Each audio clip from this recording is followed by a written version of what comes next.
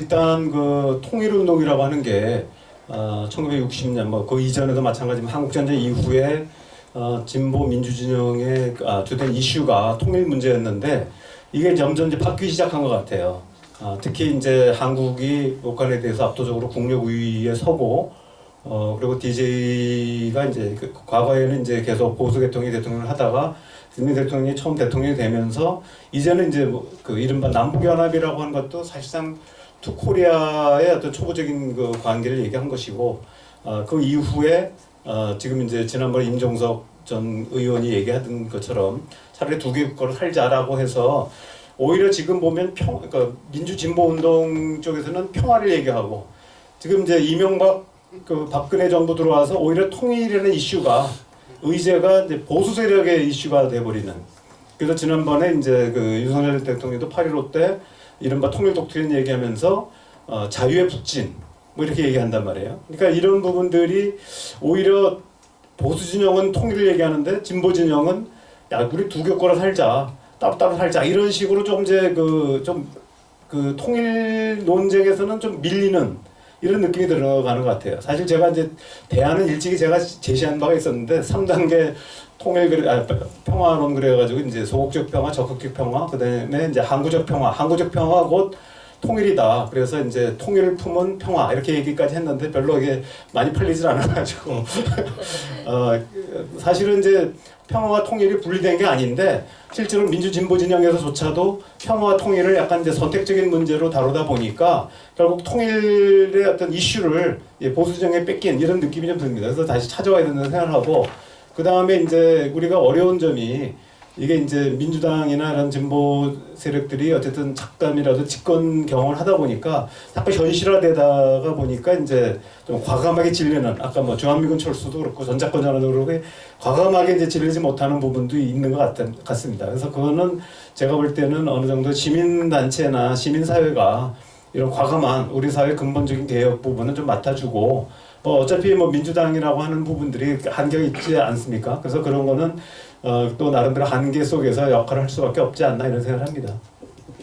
일단 질문 과정에서 이제 뭐 북한의 이 시간이 지날수록 통일운동의 성찰이 필요하고 또 이렇게 발전하는데 중요한 부분들을 얘기를 하셨는데 제가 보기에는 갈수록 통일운동은 쇠퇴하고 분리 살자는 쪽이 대다수가 될 가능성이 현실적으로 많다. 일단은 제가 그 표에서 했지만 지금의 어떤 정세나 흐름에 대한 거는 좀 일단 공유를 한 상태 속에서 성찰과 대안을 마련하는 게 좀 필요하다고 생각을 하고요.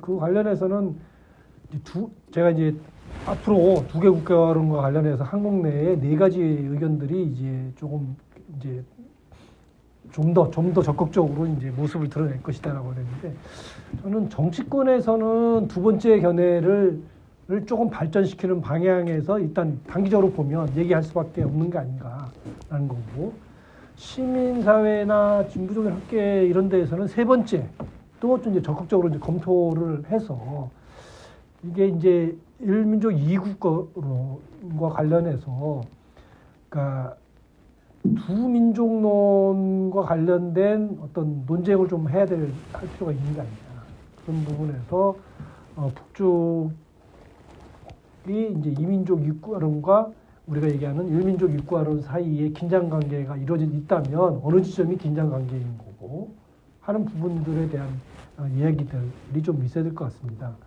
그래서 이국가로는 토론은 이미 시작된 지 오래됐고요.